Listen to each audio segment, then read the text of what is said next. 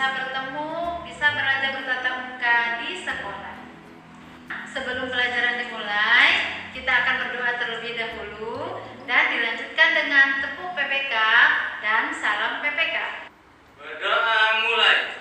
Bismillahirrahmanirrahim. Raditu billahi rabba wa bil islami dina wa bi Muhammadin nabiyyan wa rasula. Rabbi zidni ilma warzuqni fahma. Amin. Tepuk PPK. Religius, nasionalis, mandiri, gotong royong, integritas. Salam PPK. Salam cerdas, berkarakter, menyenangkan, luar biasa, hebat. Sekarang kita masuk ke materi video pembelajaran. Selamat menyaksikan. Baiklah anak-anak, kita mulai materi pembelajaran kita. Tema 5, pahlawanku. Subtema 1, perjuangan para pahlawan. Nah, tujuan pembelajaran kita di tema 5 ini adalah: pertama, memahami hubungan simbol dengan makna sila keempat Pancasila. Kedua, menuliskan jawaban dari pertanyaan yang dianjurkan berdasarkan teks. Ketiga, mengetahui sifat-sifat cahaya dan keterkaitannya dengan indera penglihatan dalam kehidupan sehari-hari. Yang keempat, mengetahui peninggalan kerajaan masa Hindu, Buddha, dan Islam pada masa kini. Dan yang kelima adalah mengetahui tinggi rendah nada dari teks lagu. Inilah tujuan pembelajaran kita di tema 5 ini. Oke, anak-anak, kita masuk pada pembelajaran 1, yaitu bahasa Indonesia. Anak-anak buka buku halaman 2 sampai 3. Ayo membaca ya. Ayo membaca tentang Raja Erlangga ya. Raja Erlangga adalah tokoh pada masa kerajaan Hindu Buddha. Raja Erlangga merupakan raja di kerajaan Kahuripan pada tahun 1009 sampai 1042. Ini merupakan kerajaan Hindu pertama di Indonesia. Adalah Kerajaan Kutai di Kalimantan Timur. Nah, di sini kita mengetahui benda peninggalan sejarah pada masa Hindu Buddha itu apa saja ya. Ya, peninggalan sejarah terdiri dari candi, prasasti, arca, karya sastra. Candi, contohnya Candi Prambanan, yaitu berasal dari Jawa Tengah. Kemudian ada prasasti Ciaruteum dari Bogor. Yang ketiga, arca Buddha dari Jawa Tengah. Dan yang keempat adalah karya sastra Kakawin Baratayuda dari Kediri.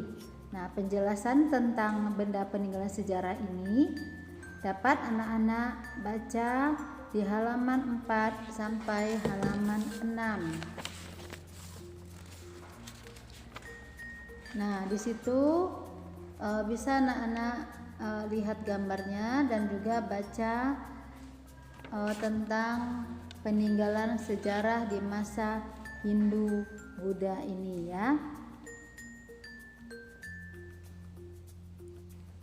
Oke, berikutnya materi IPA.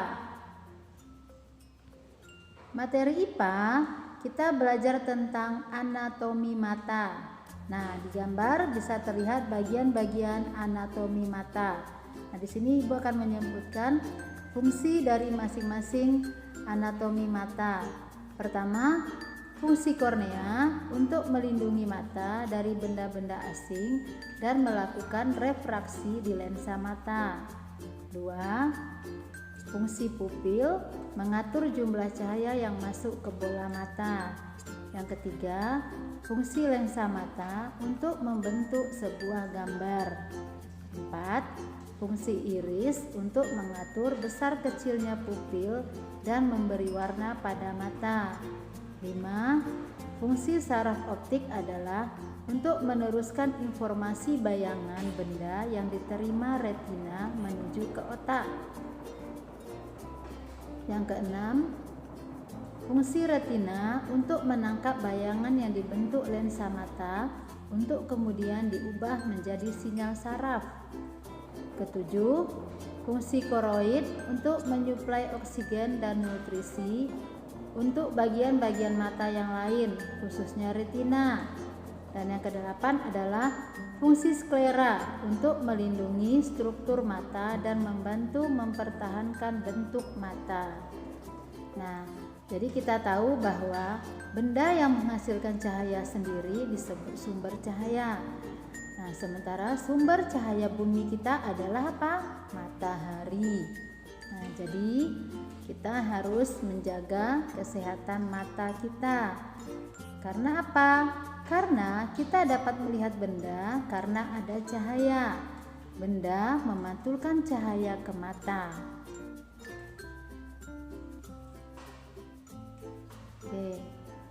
Jadi anak-anak, peliharalah mata dengan sebaik mungkin ya. Jangan terlalu lelah, jangan terlalu sering bermain HP ya. Oke, kemudian kita masuk pembelajaran 2, yaitu pelajaran PPKN. Kita tahu bahwa Garuda Pancasila adalah lambang negara Indonesia yang memiliki semboyannya Bhinneka Tunggal Ika. Nah, di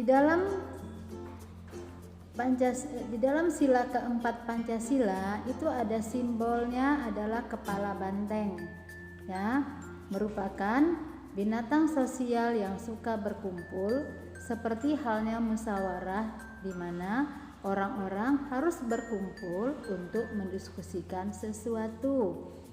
Pengambilan keputusan yang dilakukan secara musyawarah, kekeluargaan dan gotong royong. Itu adalah arti dari simbol sila keempat. Apa contoh sikap positif yang mencerminkan sila keempat? 1. Menaati peraturan. 2. Menghargai hasil musyawarah. 3. Tidak memaksakan kehendak kepada orang lain. Nah, inilah dia gambar kepala banteng sila keempat yang berbunyi kerakyatan yang dipimpin oleh hikmat kebijaksanaan dalam permusyawaratan perwakilan.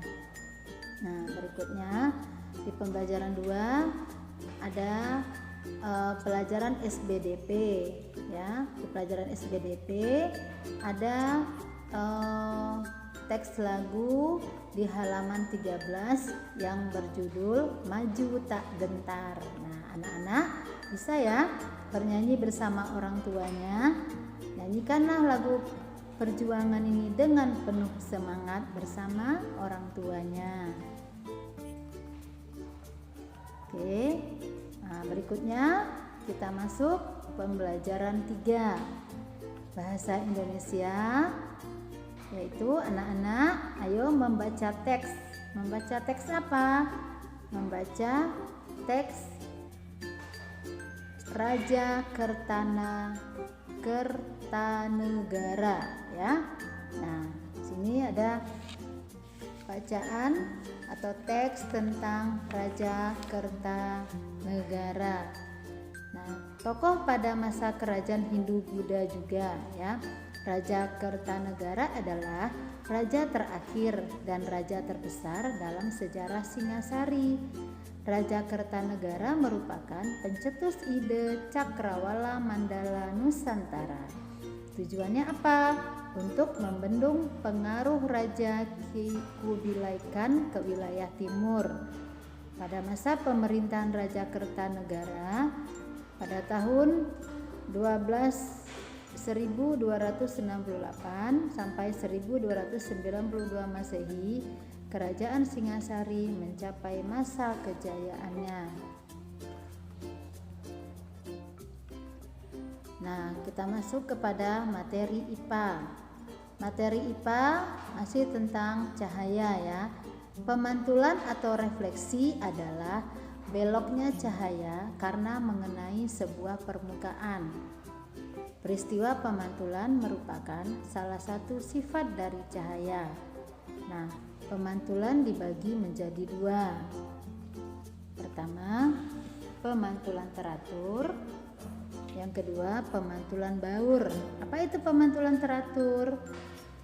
Ketika cahaya mengenai permukaan yang licin seperti cermin datar, cahaya akan memantulkan sinar ke satu arah, terjadi pada cermin atau kaca. Kemudian, apa itu pemantulan baur? Jika cahaya mengenai permukaan yang kasar, pemantulan cahayanya akan menyebar ke segala arah, terjadi pada apa? Pada kertas, kayu, atau plastik. Nah, kemudian ada rumusan hukum pemantulan cahaya. Apa bunyinya? Nah, rumusan hukum pemantulan cahaya berbunyi: sinar datang, sinar pantul, dan garis normal berpotongan pada satu titik dan berada pada satu bidang datar. Nah, kalau sinar datang adalah sinar yang menuju cermin. Ada juga garis normal. Garis normal adalah garis yang tegak lurus dengan permukaan cermin. Nah, inilah yang masuk ke dalam rumusan hukum pemantulan cahaya. Nah, ini ada gambar pemantulan cahaya ya anak-anak ya. Ada sinar datang, kemudian sinar pantul. Ini terjadi pada permukaan cermin. Di tengah-tengah adalah garis normal. Nah, dari gabungan cahaya ini ada yang namanya cakram warna. Apa itu cakram warna? Cakram warna adalah alat yang digunakan untuk menunjukkan bahwa cahaya putih matahari merupakan kumpulan warna-warna yang disebut spektrum, yang merupakan hasil penemuan Isaac Newton, membuktikan bahwa cahaya putih merupakan hasil gabungan dari 7 warna. Nah, anak-anak bisa ya melakukan percobaan di halaman 19. Ya, di situ ada percobaan tentang cakram warna yang bisa menghasilkan spektrum warna itu apa saja.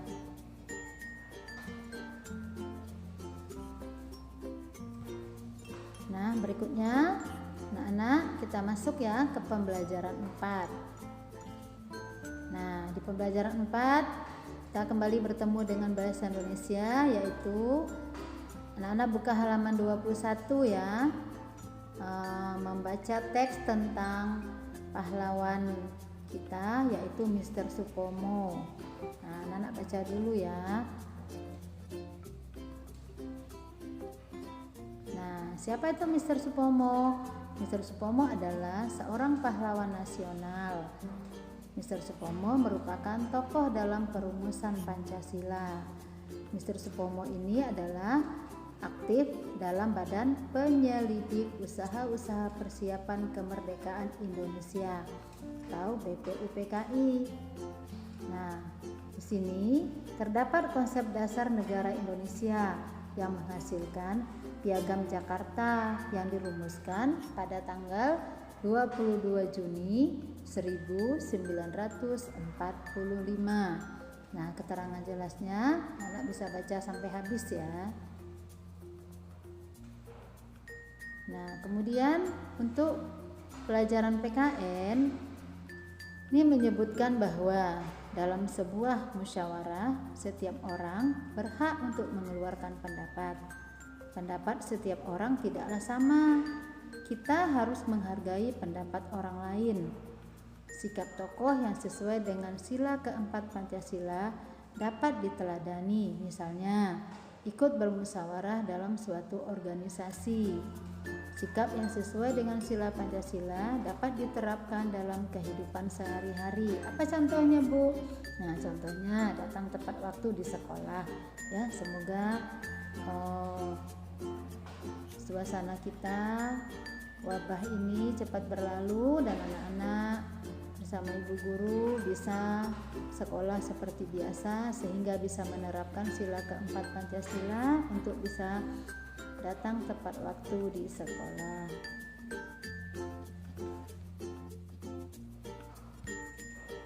Nah, oke, kita lanjut dengan pembelajaran 5 ya anak-anak ya. Masih tetap semangat ya. Nah, di pembelajaran 5 ini pelajaran IPS ya, belajar tentang tokoh-tokoh sejarah pada masa Hindu-Buddha. Itu siapa saja? Pertama, Raja Mulawarman. Kedua, Raja Purnawarman. 3, Raja Erlangga. 4, Raja Jayabaya. 5, Raden Wijaya. 6, Mahapatih Gajah Mada. 7, Raja Hayam Wuruk. 8, Raja Balaputra Dewa. 9, Sakyakirti.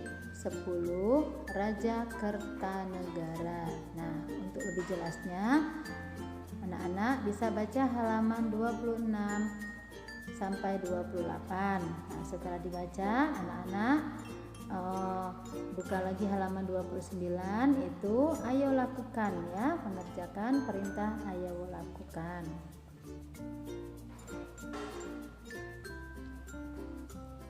Oke, dalam pembelajaran 5 juga ada pelajaran SBDP, yaitu kita lihat di halaman 30 ya.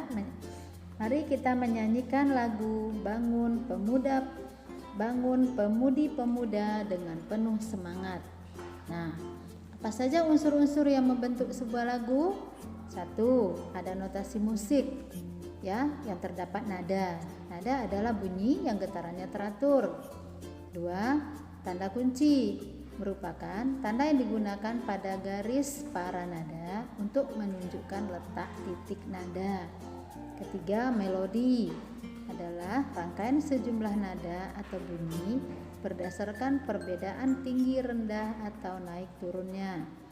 4, ritme atau yang disebut dengan irama merupakan aliran ketukan dasar yang teratur mengikuti beberapa variasi gerak melodi.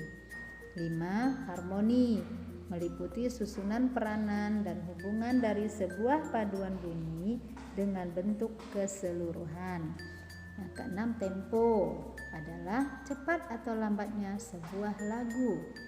7, dinamika adalah keras lembutnya lagu dan perubahannya. Ke-8, tangga nada adalah urutan nada yang disusun secara berjenjang. Apa itu nadanya? Do, re, mi, fa, sol, la, si, do.